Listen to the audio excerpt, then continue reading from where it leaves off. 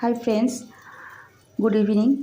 আমি ঋতুরূপা লাইফস্টাইল থেকে তোমাদের কাছে একটা ছোট্ট ভিডিও নিয়ে এসেছি। তো তোমাদের অনেকের বাড়িতেই জানি আজ গোটা সেদ্ধ রান্না হচ্ছে, মানে রেঁধে রাখার ব্যাপারটা রয়েছে, মানে আজকে রান্না কালকে খাওয়া, বাসি খাওয়া। তো আমাদেরও সেরকম রয়েছে।